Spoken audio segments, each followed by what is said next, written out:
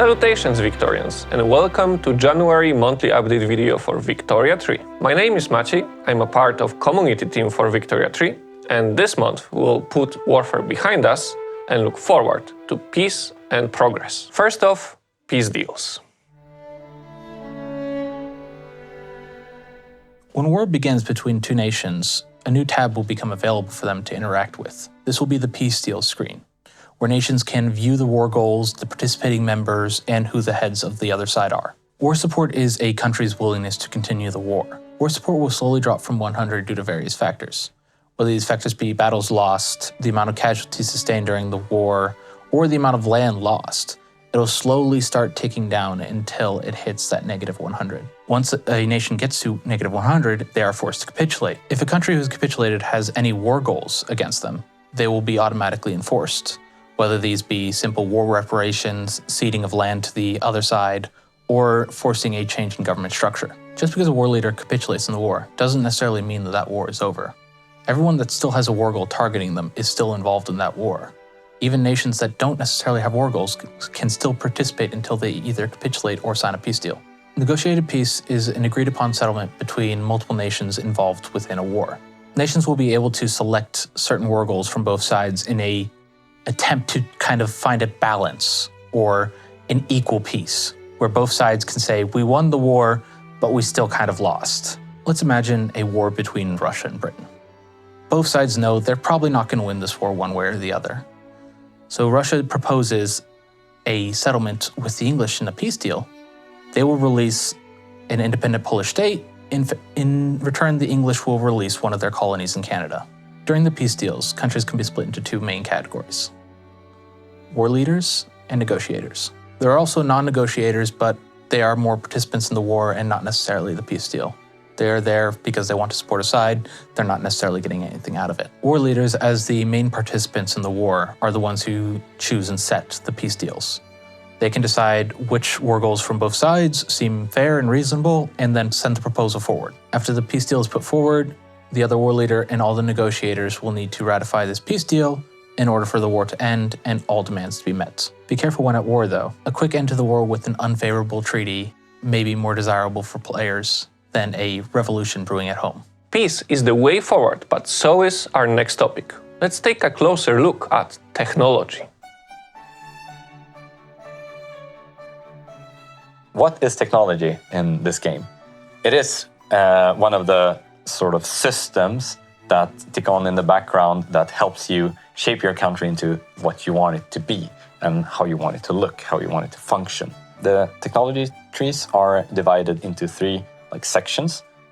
There's the production tree, there's the military tree, and then there's the last one, which is the society tree. The first tree is the production tree, and it's where most of your economic techs are. We have things like the steam engine, and that unlocks railroads, and we have electricity in there that unlocks new goods and new buildings, and other exciting ones that unlock production methods, etc. It's mainly to make your industry more productive or have different types of workforces and stuff like that. And then there's a military one. That's where you find all the new cool types of military equipment. For instance, we have the dreadnoughts, and you have tanks, and aeroplanes, submarines. There's several of those. And then there's also the more progressive improvements into field hospitals and other military-based things. Breech-load rifles and Gatling guns. There's a lot of exciting things in the military tree. So why would you want to spend your hard-earned innovation in the military tree? Well, obviously you want to have a great army in order to show the world how great you are as a nation, so that you can push your weight around and really flex those muscles. The society tree is where all the ideas that help you shape your country internally, mostly, are located. There we have things like pan-nationalism that unlocks new formable countries like Yugoslavia, or we have nationalism that unlocks Germany, for instance. And we also have texts that unlock new laws and institutions. For instance, we have socialism and anarchism that unlocks laws related to those ideologies. The rate that technologies can be researched is based upon innovation. And innovation itself is a system that's influenced by several factors. You can build up innovation through your universities and their output. It's also influenced just by the literacy of your population. If only 10% of your nation can read and write, you're not going to be able to invent as much as a country where 90% of the country is literate. You can also have your innovation and your ability to invent things influenced by your interest groups. Your industrialists, your armed forces, your intelligentsia, all three of them have different ways where, if they're happy with you, they can help out with some research. Technology is organized into 5 eras, starting all the way from the very beginning of the Industrial Revolution up until the early middle part of the 20th century. As you progress, you start from the very fundamental early elements of railroads, for example, up through modern electrical design and the advent of, well, approaching the World War II era, almost.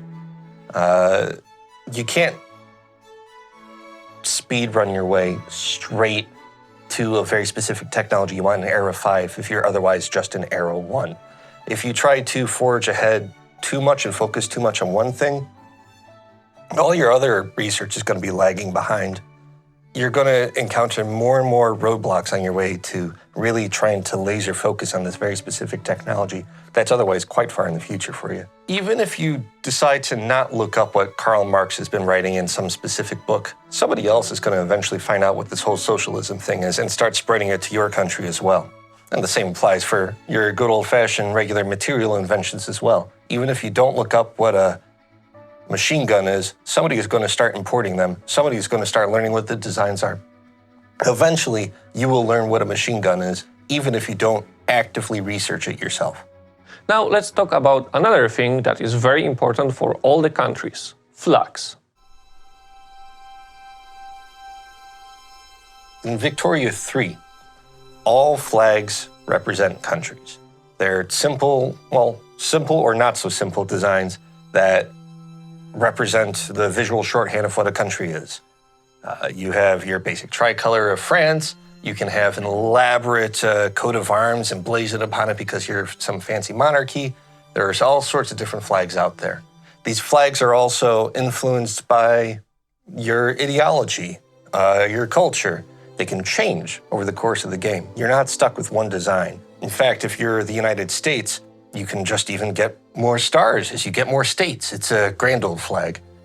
Of course, it's also been a challenge trying to come up with all these designs. Not every country has a straightforward single flag for us to pick on.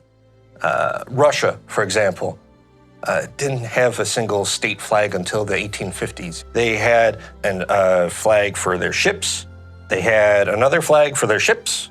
They had a flag for their navy. They had a flag for the dynasty. They had all sorts of things. So you have to narrow down from that and say, well, this flag makes sense in this context. If the country becomes more like this, well, maybe this flag will work a bit more. And then, thankfully, historically, Russia did come up with a state flag, and we can have that appear later on in the game as well. Flags can also be a bit more dynamic. We don't always have a design for every country. Some countries just didn't have a flag design at all. There's other cases where countries can just appear and we can't really predict what their flag would be anyways. So we have a system based upon, again, ideology, culture, religion, and other factors that can create new, unique flag designs for dynamic countries. Flags can also be influenced by their diplomatic relations with another country.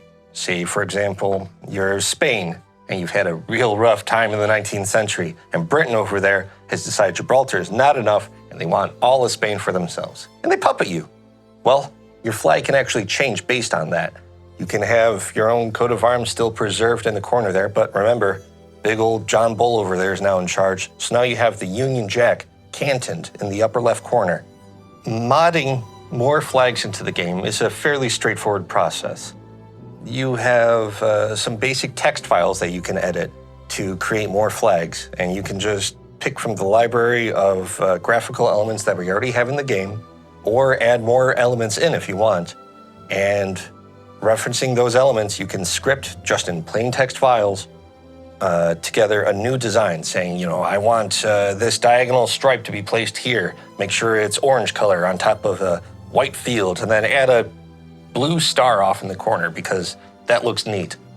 And script that all together in a single entry, reference that in a flag definitions file, a second entry, and that's it. Your flag should be appearing in the game now, if you scripted everything right.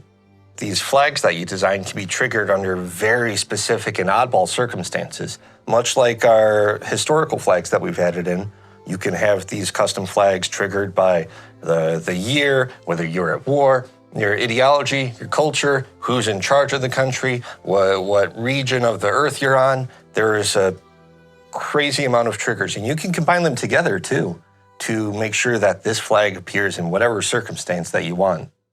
We reached the end of this monthly update video, but we'll be back next month with more news and updates from the game developers. Until then, follow us on Facebook and Twitter, join us on Discord, and subscribe to our newsletter to stay up to date with all things Victoria.